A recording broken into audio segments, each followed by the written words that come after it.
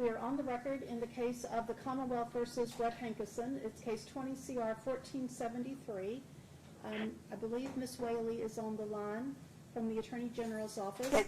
Mr. Finke, are you on the line? Yes, Your Honor. Yes, Your Honor. Eric Finke is on the line. Thank you. And Mr. Matthews, you're on the line? I am on the line, Judge. Thank you. And what other counsel is on the line today? Your Honor, this is Mike Abadi on behalf of the Associated Press, the Courier-Journal, and WDRB. Thank you. Anyone else? Any other counsel? All right. And we are here today. Brett Hankison, Your Honor. I'm also present. I'm sorry, who was this? This is Brett Hankison. I'm also present. Okay, thank you. All right, and we are here today on Mr. Matthews' motion on behalf of Mr. Hankison to close the individual voir dire session from the media and the public. So, Mr. Matthews, if you would address your motion, please. Okay. Thank you, Judge. I know that you have reviewed my motion. I'm sure that you've reviewed the responses filed by Ms. Whaley and Mr. Abadi. Yes, I have. So I'm not going to rehash all that. And I'd like to emphasize that my goal in filing this motion is not to start a war with the media. Rather, my goal is to do everything in my power to ensure that Brett Hankison can be tried by a jury that's fair, that's impartial, and that's unbiased. And I think this motion perhaps will give you a tool to see that, or to ensure that that happens. In reading all the things that have been filed, it's very apparent that all the parties involved recognize that the First and Sixth Amendments are important and deserving of the recognition of that importance. I think we all recognize that there are, in some situations, some compelling competing interests between these two amendments, and I would suggest that this case is one of those such instances.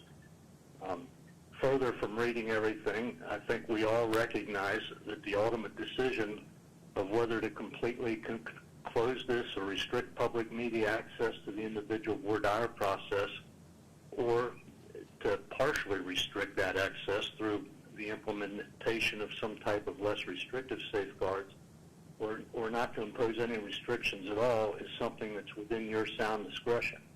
The Commonwealth pointed out in their memorandum that they filed, they cited Skillings versus United States and quoted from that. And the quote is, "When pretrial publicity is at issue, primary reliance on the trial court makes especially good sense because the judge sits in the locale where the publicity is said to have had its effect and may base her evaluation on her own perception of the depth and extent of news stories that might influence a juror."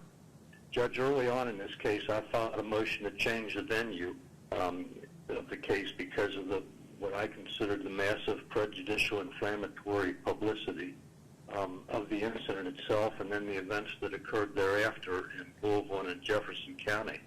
I still have those same concerns, and I think this motion before the court today kind of piggybacks on the motion for change of venue. Ms. Whaley has pointed out in her response that we're dealing with Class D felonies here in the overall scheme of things, rather than a death penalty type of case. In the overall scheme of things, I think people probably say, well, Class D felonies, not that big a deal. But in this situation, in this case, it doesn't, in my opinion, matter whether it's a death penalty case, a Class D felony, or a misdemeanor. Given the backstory of this indictment and then all that occurred in Louisville and Jefferson County in the aftermath, I would wager that there are very few citizens of Jefferson County, that is, prospective jurors, who have not heard about the case, have not discussed it, have not formed an opinion or expressed an opinion or stated an opinion somewhere along the line. And all that concerns me greatly and deeply with respect to our potential to pick an impartial jury. I guess my concern is further heightened by the process by which we are planning to select this jury. As I understand the plan, prospective jurors are going to report the day after tomorrow those who have been summoned, and they're expected to appear and fill out a questionnaire, at which time, after they complete that, they will be discharged and told to come back next Tuesday. When they first report on Friday, they're going to learn, if they don't already know, what they've been summoned for. And then when they report back, so then they'll have the weekend, and then they report back on Tuesday, February 1st, to begin the individual voir dire process. And as I understand it, we're going to cut their number to 50. Nobody knows how long that process is going to take, whether it's going to take 4 days or 4 weeks or whatever. But there's a very strong possibility that there could be a gap between that individual voir dire process and the start of the general voir dire process for the final selection of the jury on February 22nd. And that gap concerns me greatly because I think the whole process is fraught with peril. I don't know if the media is planning to cover the individual voir dire process, but I anticipate that based on the publicity that's already been generated with reference to this case, and more particularly with the phone calls and emails and text messages that I've been getting in the last week, that their coverage is going to be pervasive. And I'm sure that you are going to instruct the jurors, the prospective jurors, that they're not to read or watch or listen to any type of media coverage, and they're not to discuss the case with their spouses or significant others or friends or family or church members or whatever. But I think we all understand human nature and know that that's probably an impossible request. And my fear is that if the media doesn't grow tired of the mundane process of individual voir dire and they start reporting about the responses of prospective jurors, I worry that those reports are going to taint or otherwise influence what the prospective jurors, the upcoming prospective jurors, are going to hear and see, and that defeats the entire purpose of the individual voir dire. Again, I'm not sure what we intend to get into an individual voir dire, whether that's just going to be hearing people who say they have medical appointments or child care issues or employment issues or vacations and therefore they can't serve, or whether we're going to get into substantive questions with them. But I worry that any kind of reporting is going to taint those who are further down the line in the process. Another huge concern I have is that the presence of the media in the courtroom, in my experience, has a chilling effect on the candor that prospective jurors are willing to show their or to respond to questions with. When they know that every word they report is subject to being broadcast around the world, I think they go into a shell, so to speak, and are not inclined to answer as openly as we would like. Another thing in my experience that concerns me about this is that jurors in all cases, but especially in cases that gain a lot of publicity, are scared to death that their identity is going to be revealed. And I know, again, that you will put measures in place to protect their identity, but we all know that nothing is foolproof. Judge, in summation, I filed this motion, and I understand I have the burden of persuading you to grant it, and I hope that you'll grant it as I filed it, that is, ban the media from the individual voir dire process. And I don't think that that's an end-all to be-all to cure the potential for influencing our ability to get an impartial juror, but I think it's one potential step in that process. I believe that Ms. Whaley and Mr. Abadi would like for you to deny it in total. But as I stated before, I think we all agree that the decision is yours, the ball's in your lap to use common sense and sound discretion and reason to make a decision in this case. And again, as both Mr. Abadi and Ms. Whaley have pointed out, controlling authority allows for you to consider some less restrictive alternative than a complete ban on media coverage of the individual voir dire process. And if you're not inclined to grant our motion as written, I would ask you to, at the very least, place some restraint on the media coverage so that this whole process doesn't turn into a circus, and to ensure that Brett Hankison has some opportunity to be tried by an impartial jury. Thank you, Your Honor. All right, thank you, Mr. Matthews. Ms. Whaley, or Mr. Finke, whichever one wants to address it. Yes, thank you, Your Honor. As stated in the Commonwealth's response, which we rely on, the Commonwealth opposes the request for full closure of the individual voir dire. If this court believes, using the court's discretion as set out, mentioned by Mr. Matthews, set out in the Skillings case, if the court believes that in the balancing of the defendant's Sixth Amendment right and the press First Amendment right, if the court believes that the defendant has met his burden and finds that some level of closure, short of full closure, full permanent closure, is required, then, as the Commonwealth has set out in its motion, would ask to consider some alternatives, which I'm sure the court has read, requiring the media to remain in a location, certain location in the courtroom, prohibiting still photography, prohibiting video footage or recording devices, prohibiting live streaming, requiring certain responses be given at the bench with white noise,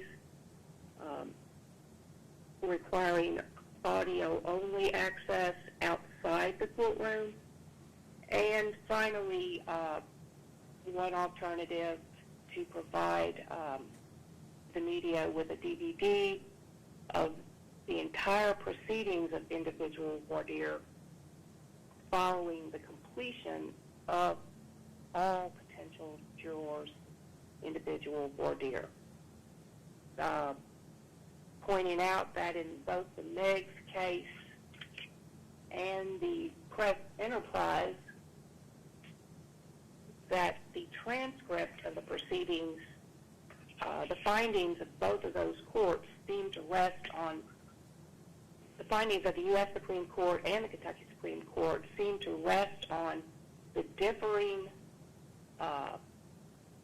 order regarding the provision of a transcript, whereas in Meggs, the trial court gave the media access to complete transcript of the individual voir dire, which was cited with approval by the Kentucky Supreme Court in upholding the in-person closure, whereas the California court in Press Enterprise completely declined the provision of a transcript to the media. And so, as to summarize, we would just rely on the statements as set out in the Commonwealth's response. All right, thank you, Ms. Whaley. And Mr. Abadi? Yes, Your Honor. Good morning. Is it just a preliminary procedural matter? I will note that the Courier-Journal previously intervened in this case to seek disclosure of the discovery materials back in late 2020, and the court granted that motion. I represent two more clients who are seeking to intervene on this issue, the Associated Press and WDRB News, and we've tendered a separate motion for their intervention, so we would ask the court to grant that. Turning to the issue here, the key case that the court needs to review is the U.S. Supreme Court's case in Press Enterprise, which was issued about 6 months after the Meggs case that has been referenced a few times this morning. That fundamentally changed the rules for jury selection in state court trials in order to balance the competing First and Sixth Amendment interests that have been referenced this morning. So I'm well aware of and understand what Meggs said at the time, but the Supreme Court really narrowed and significantly disagreed with the ultimate holdings of the Kentucky Supreme Court in Meggs. And in fact, the ruling that it overturned from the California court had permitted more or less exactly what the trial court in Meigs had blessed, and that the Kentucky Supreme Court had blessed. But the U.S. Supreme Court said that was insufficient. They set down the rules for conducting jury selection in public and safeguarding private information, and they're pretty clear from the opinion that the baseline rule is that questioning of individual jurors must be done in public with the court controlling the process. Second, that the court is to inform prospective jurors about the kinds of sensitive information that questions may call for, and offer jurors, not the defendant, not the prosecution, but jurors, the opportunity to come forward and raise concerns outside of the hearing of the public to the court, but with counsel for the defendant and the Commonwealth present, and do it on the record, whether that's by white noise at the bench or in chambers. It's surely a matter for discretion of the court, but that all has to be done on the record so that at a reasonable time and with any reasonable restrictions necessary to protect private information, the court can release all of that to the public. Press Enterprise makes clear that blanket bans on the public and jurors, and the media from observing jury selection are not allowed. And that's because of the long history in Anglo-American law of the public seeing the selection of jurors. It instills faith in the process. It gives the public confidence that a fair and impartial jury has been selected so that the public can have confidence in the ultimate verdict. The Supreme Court is very clear about where the balance lies. Subsequent to Meigs, the Kentucky Court of Appeals has had no trouble enforcing these rules. We cited in our brief the Mackenzie-Mattingly case from 2004, where another judge of this circuit had ordered the media excluded from the courtroom. And I'll note it wasn't excluded altogether. The judge was worried about space limitations in the courtroom, and so said the media has to sit in a different room and observe individual voir dire by closed-circuit television. That very same day, the Court of Appeals put an immediate stop to jury selection, and the next day issued an order on an emergency basis striking down the court's ruling and insisting that the media, both television, camera, and newspaper, be given a seat in the courtroom. And the court solved that problem by bringing in a few extra chairs for prospective jurors in the jury pool, and continued with the public having access to view both through the media representatives in the courtroom and still by closed-circuit feed to a nearby room. What's been requested here is far more extreme than what was struck down immediately by the Court of Appeals in the Mattingly case. It's a total ban on the media or the public from observing the questioning of individual jurors. We think that's flatly unconstitutional under Press Enterprise, as well as the precedent from the Mattingly case. I'll just offer two very brief observations about what I heard here this morning. First, it seemed to me that a lot of the defendant's argument was, especially the reliance on Skilling, was really an attempt to relitigate venue. Skilling is a venue case. It's not a case about jury selection and how the jury was picked. That was done publicly in that case, as I understand it. And there were a lot of considerations about what media consumption was asked about during voir dire, but there was not a question about closing voir dire. Secondly, I heard several suggestions about potential restraints that clearly would be unconstitutional prior restraints. I heard a suggestion, I believe, about restricting what the media can report. That would be an unconstitutional prior restraint that would be immediately enjoined by a court. Similarly, limiting what kinds of access, to certain forms that the public and the media can receive information about jury selection also would be unconstitutional. As we pointed out in the Mattingly case, the court struck down a video feed in a nearby room as insufficiently protective of the public's rights. So audio only clearly would not cut it. The public has the right to observe responses and to, assess how the jury selection is being carried out. Well, let me stop you, Mr. Abadi, let me stop you for just a moment. Yes, Your Honor. I'm not sure I'm completely following you here. Are you suggesting to the court that the media would be able to video the witness or the juror, the prospective juror, as that juror is responding to questions? Well, Your Honor, sorry, let me be very precise. I'm not suggesting that without the court's permission, the media could, live feed, for example, the questioning ongoing. That's not what we're arguing for. Although I will say that in the Mattingly case, the court did order that a television camera at least be able to be in the courtroom and observe the lawyers and the judge conducting the hearings. We're not asking for the court to order video feeds of prospective jurors be broadcast. That's not our request. But to suggest that I thought I heard, maybe I misheard, I thought I heard a suggestion that outside the courtroom the media couldn't use television cameras to, broadcast feeds about how jury selection is going, from the courthouse steps or something like that. That would clearly be an unconstitutional prior restraint. And we are not, let me also be clear, we are not suggesting to the question of juror identity that the public and the media has the right to know the name of every single potential juror sitting in the box. That's not our point right now, and courts have used, as was suggested in the brief, numbers for prospective jurors. We're not here to quarrel with that, but that, the public can't be prevented from physically seeing the jurors. They will be sitting in the jury box during the trial in open court, and any suggestion that, the public seeing the jurors is somehow going to destroy a fair trial simply can't stand up to that fact, that the trial itself has to be conducted openly. So, no, Your Honor, we're not suggesting that the public will get a live feed of each individual juror's responses to questions. That's not it at all. But the media can't be prevented from being there and observing. It certainly cannot be restrained in advance from any particular kind of content that might be otherwise reported about the jury selection process. All right.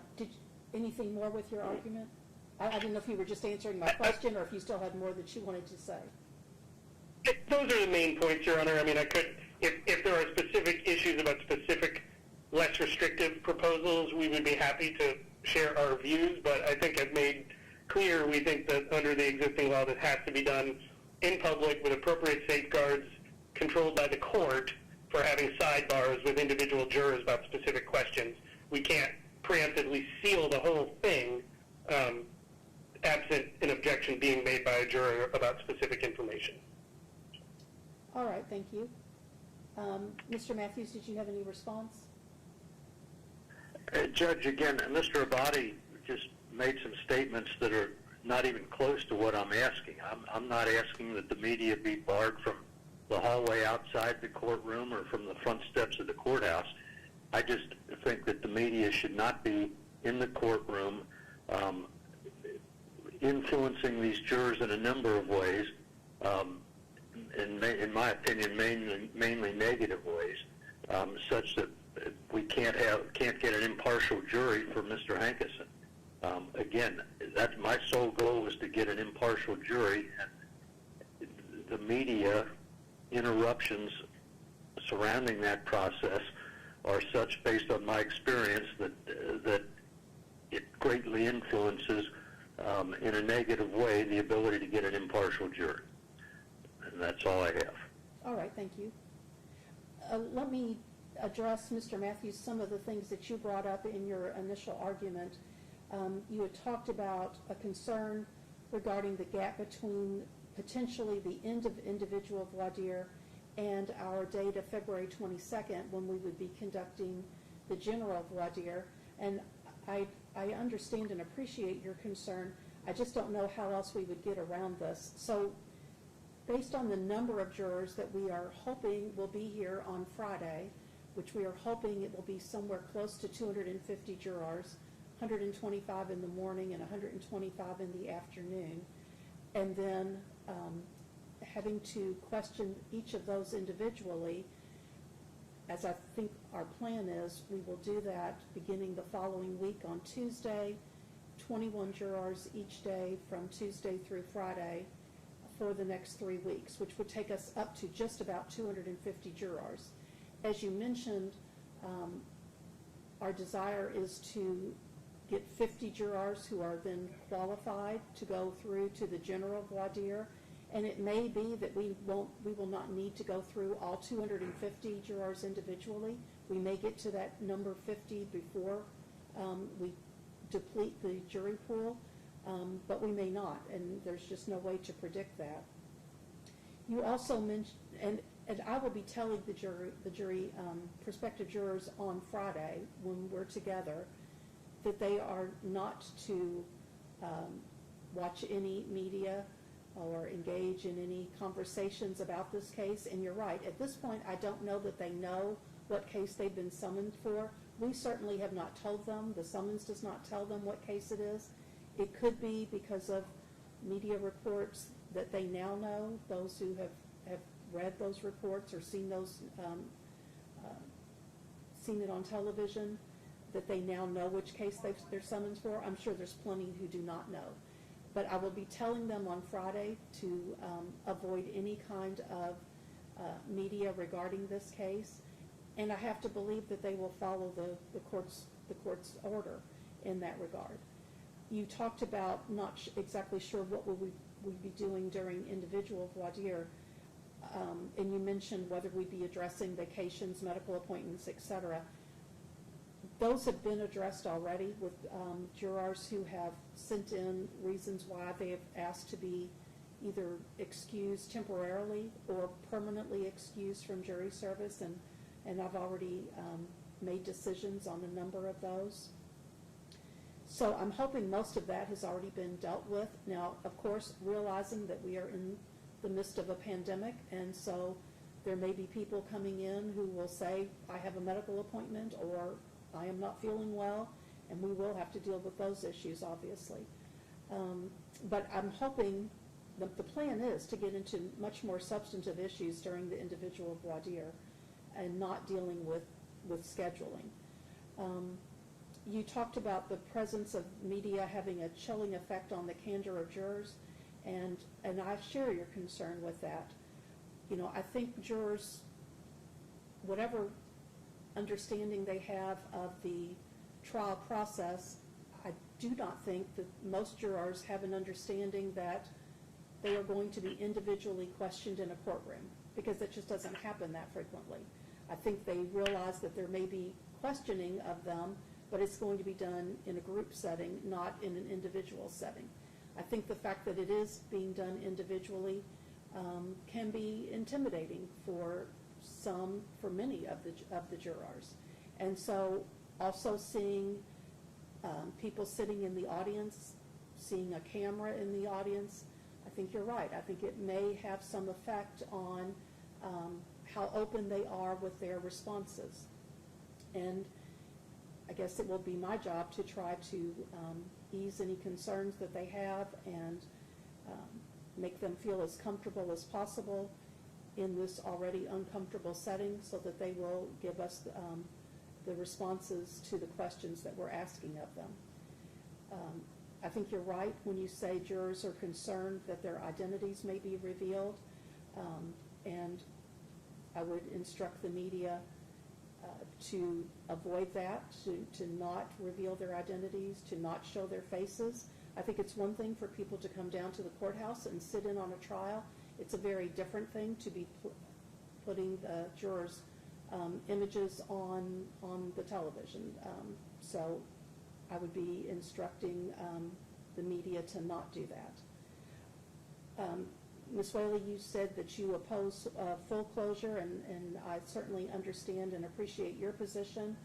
And reading both the Lexington Herald-Leader case as well as the Free Enterprise Company case from the United States Supreme Court, I think that you are right that we cannot just close down individual voir dire, and there may be a less restrictive alternative that we can use to balance both the First Amendment and the Sixth Amendment interests of those involved here. Mr. Abadi, I will sustain the intervention motion that you have filed on behalf of WDRB and AP, and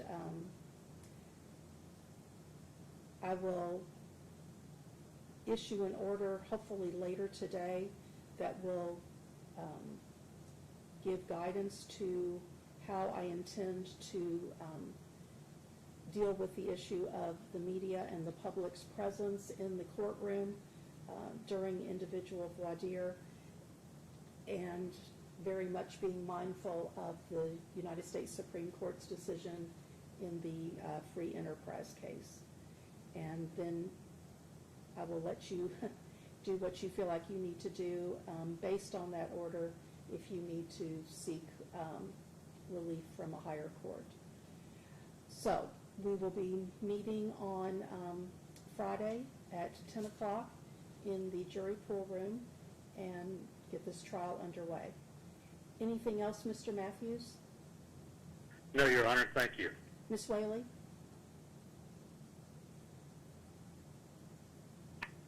Ms. Whaley? No, sorry, Your Honor. No, nothing further. Thank you. Thank you. Mr. Abadi? No, Your Honor. Thank you very much. All right. Thank all of you.